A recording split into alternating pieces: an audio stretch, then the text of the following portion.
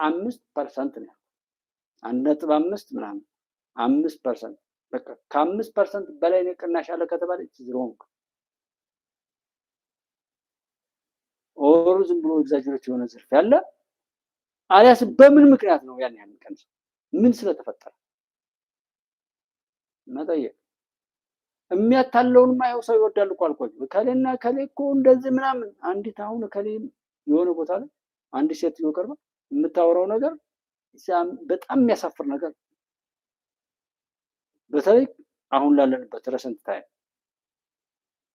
ሴክስ ቢጠይቀው እንደዚህ ቢላት ባሏ እንደዚህ ብትሆን እንደዚህ ቢጠይቃት ማራኪ ወግ ነው ምናምን የሚባል ሚዲያ 1 ምናምን ሚሊዮን ሰው አይቷል ታዲያ ተጎልቶ ያለው ወንድና ሴት ስለሚያደርገው ነገር ተጎልቶ ሲጋት የሚውል ሰው እንዴት ነው ሰላም እንዲሆን ፈልገው እንዴት ነው አሁን ካለበት መከራ እንዴት ነው እንዲሻገር ፈልገው ይበለዋ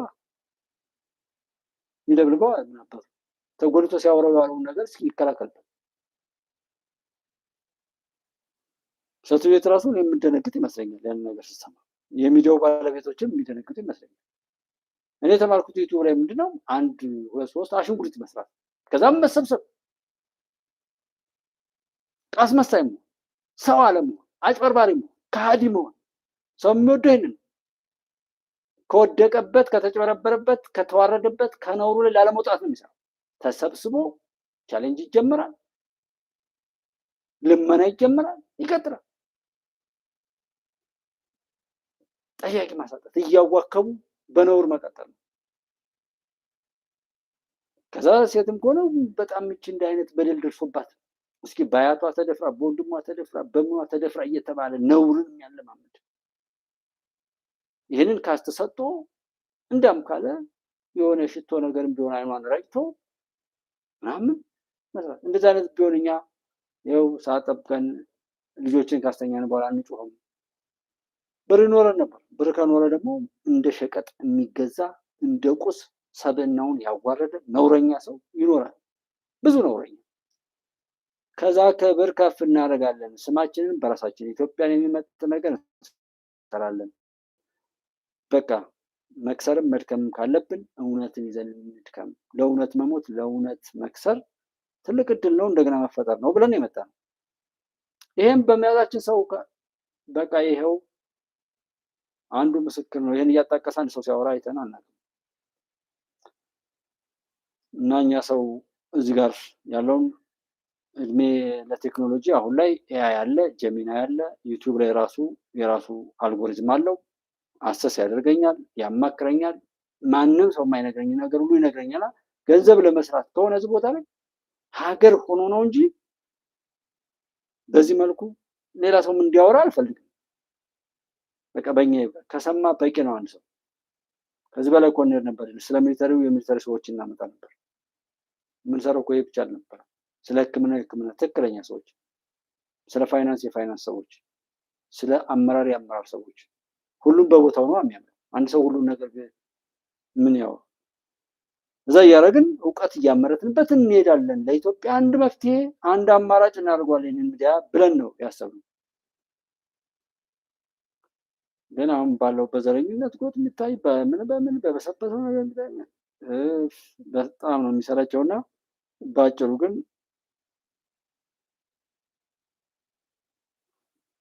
ሰዎች ዘሩት እንዲያጅሩ ይፈቀዳል ማለት ነው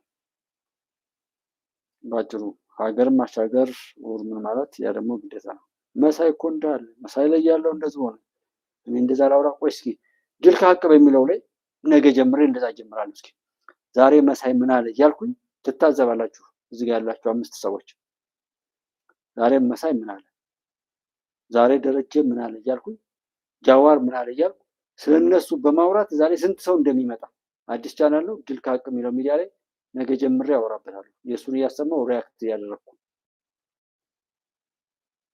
ከዛ የኛን ገመና እናየዋለን እና እኔም መሆን ያለብኝ በቃ ገንዘብ ማግኘት ካለብኝ አሁን ያለው ሙሉ በሙሉ መተው አለብኝ እሱን ነው የተማርኩት መንግስት ሲያበረታታኝ እንዳልኖር ያደረገ እንዳልሰራ ያደረገ እና እኔም እንደ ዶንኪ ቲዩብ እንደዚህ ብየለም ያኔ ነው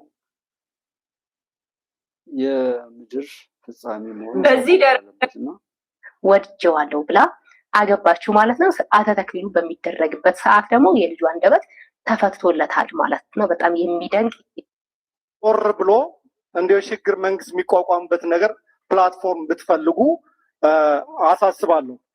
ሌላው ምንድነው እንደምታዩት ህወሓት ስልጣን ላይ በነበረበት ሰዓት ላይ በትግራይ ስም ተመድቦ ያው የትግራይ መንግስት ተብሎ በትግራይ ህዝብ ላይ ነበር ጥላቻ ሲነዛ የነበረው። አሁንም ቢሆን ትንሽ የግሩፕ እንደምታዩት እነ ሽመልስ አብዲሳ እና አዳነች አቤቤ እና አብይ የፖሊስ ኮሚሽነሩ 10 አለቃ ብርሃኑ ጁላ እነሱ ተጨማምረው የኦሮሞ ማህበረሰብ እያስጠሉ ነውና በተቻለ መጠን አሁን የሰውዬ ከውሻ ጋር ነው ወይ ታስሮ የሚውለው? የሰውዬ አሁን ውጭ ነው ያለው። 10 አለቃ ብርሃኑ ጁላ ይላል። ከዛ ዘር ነው የቆጠረው። ልክ ነው። እሱ ከውሻ ጋር ነው የዋለው። ከውሻ የሚለየው የሆነ ነገር ይናገራል፣ ይሄን ይሰማል። እንዲህ አይነቱን እያወራ ልክ በዚህ ድንክዬ በዚህ ደንቆሮ ሰው ልክ ሰውን ማደንቆር ይወደዳል። ያንን ሰው ላይክ ያደርጋል፣ ዶኔት ይደረጋል። አይለምንም እንደዛ አይነቱ በቃ ስለዛ ደንቁርና ብቻ ማውራት ነው ለሰውዬው። ከዛ ይቆጥራል። እኔ አብይም ሆነ ሽመልስ ሌላው ሰው የሚሰራው ስራ ጋር ነው የማየው። ሃይማኖቱ ትዝ አይለኝም፣ የሚናገረው ቋንቋ ትዝ ብሎኛል፣ መልኩ ትዝ አይለኝም። ከመሪነት አንጻር ከተወከለበት ቦታ አንጻር ነው የምመዝነው። ምክንያቱም ልክም ሆነው እንደዛ ሰው ነው። ይሄ ሰው የዛ ሄደበት ሀገር ላይ ቻይንኛ ይናገር፣ አረብኛ፣ ህንድኛ ይናገር፣ የትኛውም ዓለም ላይ ማንም ምንም ይናገር ምንም ያርጉት እሱ እዛ እየኖረ አይደለም የሰው እከሌ እከሌ እከሌ ከከሌ እከሌ ከከሌ አልኩ። በዛ አይነትማ ብለን ሞክረን ሄድን በቃ ሞከር ነው አይደል? ከሰርንበት፣ ወደቅንበት፣ ተባለንበት፣ ተገዳድልበት። እንደው ሌላው ቢቀር ፋኖ ነኝ ብሎ ከተጀመረው የጥፋት ዘመቻ በኋላ ሰው ስለሆነ ነገር ሲያወራ ይገርመኛል። በዛ ልክ የሚናገረው ሰው ማፈሪያው መበላሸቱ፣ ሰሚው ደግሞ ምን ያህል የበሰበሰ የተዋረደ የወደቀ አይለፍልህ በቁም እሳት ይብላህ የተባለ ይመስል አሁንም እዛው ነው ሚቃዥ አይኔ ነገር ያበቃ ነው ያለ ካረጀ ደብተራ ጋር ሁሉ ሳይቀር ዓለም ጅቡቲ ላይ መጥቶ እየሰፈረ የግብጽ ውዳቂዎች እንኳን ሳይቀሩ ከሻቢያ ውዳቂዎች ጋር አብረው ለጥፋት እያሴሩ ጥምዶ በሚል የቆሻሾች የጥፋት ቡድን ሰብስበው የሚያወሩትን እያወሩ እንኳን ያለ የነዚህ ደግሞ የተፉትን የሚልስ ደግሞ ውዳቂ አለ ያለ መጠን እንደው ከዘረኝነት ነፃ የሆነ መንግስት እንዲቋቋም ከየትምታ አገሪቱ የምትፈልገው መንግስት እንዲቋቋም ብታሳስቡ። ይሄ ሰው በምንም ነገር እስካለ ድረስ የምክክር ኮሚሽኑ ኤፌክቲቭ አይሆንም። ህዝብ እየተገደለ ነው ያለው። በኦሮሚያ ኦሮሞዎች እየሞቱ ነው ያሉት። በትግራይም ያዣበበው ጦርነት እያያችሁ ነው። አማራ እየተጨፈጨፈ ነው ያለው። እኔ እውነቱን ነው የምናገረው። ሰላም ቢሆን ደስ ይለኛል። ኦሮሞ፣ አማራ፣ ከምባታ፣ ሀዲያ አንድ ቢሆን ደስ ይለኛል። ግን ይሄ ሰውዬ ጭንቅላቱ ማይንዱ የሚሰራው በጦርነት ብቻ ነው የሚሰራው አብይ አህመድ። ስለዚህ የሰው ያስቡት ከውሻ በታች ኖር ከውሻ ጋር ነው የሚውለው እምላችሁ በምክንያት ነው። አንደኛው የሚጠቅሳቸው ነገሮች እዩዋቸው። ጦርነት ማን ያወጀው? እንዴት ነው የታወጀው? በ4 ቀን 4 ኪሎ ያለው ምን የሚሆነውን ያን ሁሉ መዘርዘር አያስፈልግም ለሰው። ከውሻ በታች ነው። ይሄንን እንዲገባው ከማድረግ ይልቅ ውሻን ብናሰለጥን የሚፈነዱ የሆኑ ነገሮችን ሰርች አድርጎ ይጠብቃል። ይሄ ጤነኛ ምክንያት ነው። ይሄ ሰው አሁን እንደ አማራ እንደሮም በሚለው ኮርጆር ምን ያው ላወራ የፈለኩት የሚናገረው ነገር በሙሉ ከውሻ በታች ነው። ከ20 ዓመት በፊት የሆነው ግሮኖ ውስጥ ከተው በሰንሰለት አስረው እዛ እነሱ የሰጡትን ስራ ብቻ አሮጉት። ከዛ ሲወጣ ከ20 ዓመት ከ30 ዓመት በፊት የነበረው ነገር ነው እየቃጀ አሁን አብይ አህመድ መጣ ጦርነት ነው የሚለው። ጦርነት ማን እንደሚያውጅ ማን ምን እንደሚያደርግ ይሄን እንኳን ሰው አያውቅም ብሎ ማለት ነው። እኔ አይ ዶንት ኖ እከሌና ከለከልና ሻለ መጠኔ እኔ በእውነት ታሳዝኑኛላችሁ። እዛ ያላችሁት ለኢትዮጵያ ብዙ ነገር መስራት የምትችሉ ሰዎች ናቸው። ስለዚህ በዚህ ሰዓት ወቅቱ አይመስለኝም ምክክር ኮሚሽን። በተሻለ መጠን እናንተ እንደውም ሄዳችሁ ስልጣን ልቀቅና የምክክር ኮሚሽን ስልጣን ለቀህ ምክክር አያስፈልግም ካለ ታዲያ ምን ሽግግር ያስፈልግ? ታዲያ ምጽአት ይሁን ዓለም ትጥፋ? ከሚናገረው የሚሰማው ነው ማለት ሁለቱንም ነው የምንወቅሰው። የሽግግር መንግስት አቋቁም ብትሉት የተሻለ ይመስለኛል። እኔ ይሄን ለመናገር እንትን አይደለም እና እንደው በእግዚአብሔር ስም ይሄን ሰውዬ ከስልጣን ገሸሽ አድርጉት። ለኦሮሞም አይጠቅምም፣ ለኦሮሞም አይጠቅምም። እውነቱን ንገራችሁ ለሁሉም ነገር አይጠቅምም። የእነዚህ የሁለት ሰዎች ንግግር እንግዲህ አሁን ላይ መነጋገሪያ ሆኗል። ከነዚህ ሰዎች ንግግር በኋላ ምን አዲስ ነገር ይፈጠራል? ምንስ የሚሻሻል ነገር ይኖራል? ይኖሩ ይሆናል ወይ እነሱስ የሚለውን ወደፊት አብረን የምንመለከተው ይሆናል። እናንተ ግን ሀሳብ አስተያየታችሁን ኮሜንት ላይ ማስቀመጥ። ከዚህ ቀደም ለዘመናት ሳይለሙ የነበሩ ሰፊ መሬቶችን በመለየት ለማልማት የተጀመረው እንቅስቃሴ አርሶ አደሩ ጭምር ያለውን ሀብት ተረድቶ እንዲያለማ ማድረግ ተችሏል። አርሶ አደሩ የራሱን ፍጆታ ከመሸፈን ባለፈ የተሻለ የኑሮ ደረጃ እንዲኖረውና ክረምትን ጠብቆ ያለማ የነበረው ምርት በአመት ሁለቴና ከዚያ በላይ ለማልማት የሚያስችለውን ግንዛቤ ካገኘ በኋላ ያመጣው ውጤት አበረታች ስለመሆኑ አርሶ አደሩ ያረጋግጣል። በተለምዶ መስኖ ይሰራ ነበር፣ የበጋ ማለት ነው። ገብስ፣ ስንዴ ከአሁን በፊት አልተለመደም። ገብስ አልፎ አልፎ ይዘራል። እሱም ምን ታስቦ ዝናብ በልግ ላይ ዝናብ ከጣለ ማለት ነው። አሁን ደግሞ አንድ ሙሉ ስልጠና ተሰጥቶት ይሄ የምታየውን ውጤት እንድናገኝ አድርጎናል። ከአሁን በፊት ይሄ ሜዳ ነበረ። አሁን እንደምታየው በአመት ሁለቴ እየሰራንበት ነው። ላመን ከጀመረው 4 አመት ይሆነናል። ከዛም በኋላ ላመን ትንሽ ወንዝ ዙራ ባለችው ውሃ ዙራው እየተጠቀምን ነበር። አሁን ስንል ጥቅሙን ስናይ ሰፋ እያደረግ እርሻውን ወደ እያስፋፋን ሄድ። ስለዚህ አሁን እንደታዩ በጣም ደስ የሚል ነው። በጣም ደስ ብሎናል። በየአመቱ እየጨመርን ሄደናል። ይህ የምግብ ሉዓላዊነትን የማረጋገጥ ስራ በመደመር መንግስት ፖሊሲ ውስጥ በግልጽ እንደተቀመጠው የምግብ ሉዓላዊነትን ማረጋገጥና የውጭ ምንዛሬ ጥገኝነትን መስበር ላይ ትኩረቱን አድርጓል። ለዚህ ሂሳቤ እውን መሆን ደግሞ የተፈጥሮ ጸጋንና ያለንን ሀብት ሙሉ ለሙሉ መጠቀምን አማራጭ ሳይሆን ልዩ ትኩረት በሚሻ መልኩም ተሰርቶበታል። ታዲያ ትግበራውን ቢሆን በመደመር መንግስት የፖሊሲ ትኩረትና ክትትል አማካኝነት ከጠቅላይ ሚኒስትሩ እስከ ወረዳ አመራሮች ድረስ የምግብ ሉዓላዊነትን አጀንዳ በመውሰድ እስከ ማሳ የሚዘልቅ ክትትልና ድጋፍ አልተለየውም። ለዚህ ማሳያው ደግሞ ባለፉት ዓመታት በድርቅ ስሙ ሲነሳ የምናስታውሰው የቦረና አካባቢ አሁን ላይ በበጋ መስኖ ስንዴን በማልማት ከድርቅ ስጋት ወጥቶ የምግብ ሉዓላዊነትን ወደ ማረጋገጥ ተሸጋግሯል። የዛሬ 2-3 ዓመት በውሃ እጥረት ምክንያት ብዙ ከብቶች ያለቁበት በተደጋጋሚ በረሃብ የሚጠቃ አካባቢ ነው። ከጥቂት ዓመታት በፊት 90% የዚህ አካባቢ ሰው 90% ሴፍቲኔት ነበር። በሴፍቲኔት የሚጋባው ሰርግ የሚደረገው በእርዳታ 90%። ዛሬ ዜሮ ነው። ቦረና ከእርዳታ ራሱን ነፃ አድርጓል። አርሶ 250,000 ሄክታር ስንዴ ያረሱት ዘንድሮ። ቦረና በቂ ውሃ ካገኘ እስከ 1 ሚሊዮን ሄክታር መሄድ ይችላል።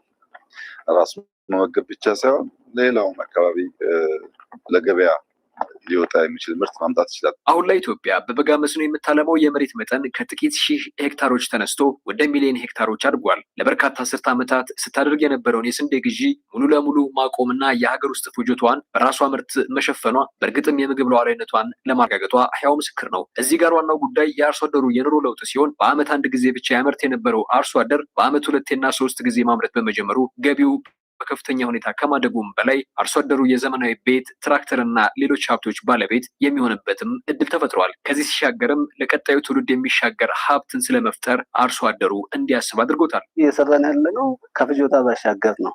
ያንን እያልኩ ያሉት አሁን አንደኛ እየሰራን ነው። ከኛ በኋላ ወይ ደግሞ የኛ ተተኪዎችም አሉ። ጀስት አሁን ትላንትና የምንሰራበት መንገድ አይደለም። የምንሰራበት መንገድ ራሱ አንድ አይደለም። የኬሚካል አጠቃቀማችን፣ አጠቃላይ የግብአት አጠቃቀማችን አንድ አይደለም። ሁለተኛ ደግሞ ትላንትና ስንሰራ በበሬ ነበር። ነበር። ሲታጨድ በማጨድ ነው፣ ሎካል ማለት ነው፣ ማለት በተለምዶ። አሁን ግን አጠቃላይ አንድ ከእርሻው ጀምሮ ከመሬት ዝግጅት ጀምሮ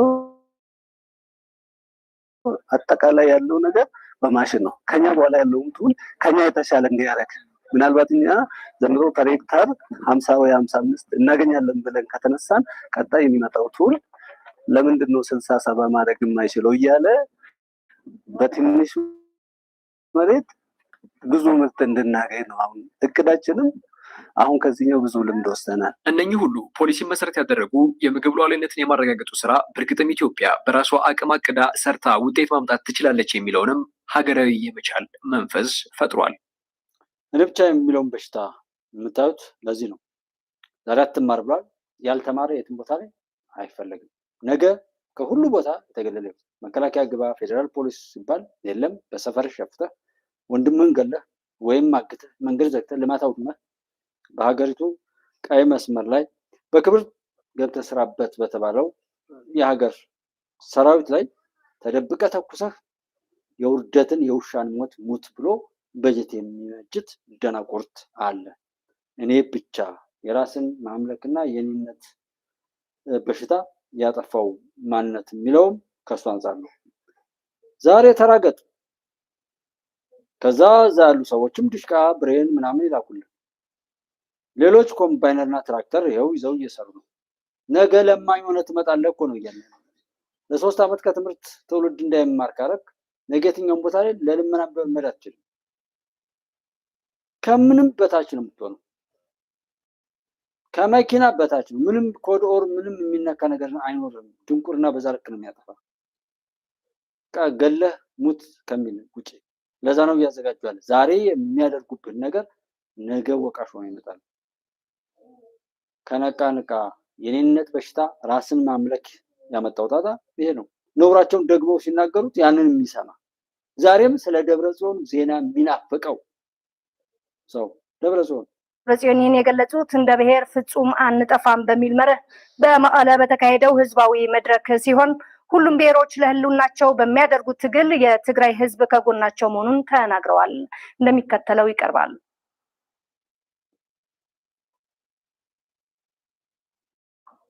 ለ17 ዓመታት በተደረገው የትጥቅ ትግል ውስጥ የትግራይ ህዝብ ከባድ መስዋዕትነት በመክፈል አምባገነኑ የደርግ ስርዓት መደምሰሱንና በአምባገነኑ መቃብር ላይ በሀገር ደረጃ ሰላም፣ ልማት፣ የዲሞክራሲ ግንባታ ማረጋገጡን ይታወቃል። ሆኖም ይህን መቀበል ያልቻሉ ኃይሎች ጊዜና አጋጣሚውን በመጠበቅ የትግራይ ህዝብ ከምድረ ገጽ ለማጥፋት በህዝባችን ላይ ጄኖሳይድ ፈጽሟል።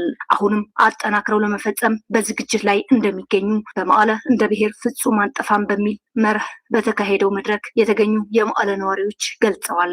አያይዞም አሁን ባለንበት ሁኔታ መቀጠል አንችልም ያሉት ተሳታፊዎች ይህን ያወራል። ለምን የሰውዬ ያቃለ ሰራው ከዛ ማንኛውም ሰው ሳቢው ከኔ በታች ነው ብሎ ያምናል እና የሱ ፍጻሜ የሱ ማንኛውም ነገር የሚቀበሉት ሰዎች ካሉ የሚያወሩ አይደለም ችግሩ የሚቀበለው ብታምኑም ባታምኑም ዛሬ ላይ እንደ ኢትዮጵያም እንደ ዓለምም ከባለጌዎች የጥፋት እቅድና ዘመቻ ራሱን መጠበቅ ያልቻለው ሌላው ቢያንስ በሚዲያ ሊሆን ይችላል።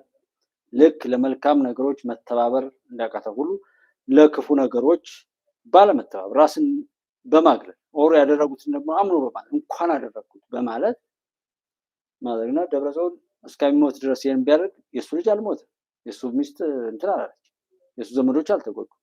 ታዲያ ሌላው ቢያልቅ በሂውማን ዌቭ አስገብቶ እንደፈለገ ከተጫወተበት በኋላ አይ ሰው አልሞተም ብሎ ሲለው አዎ ካለ አሁንስ ቢሆን መልሶ ቢነደው ምንድነው ችግሩ? እሱ ምን ሆነ?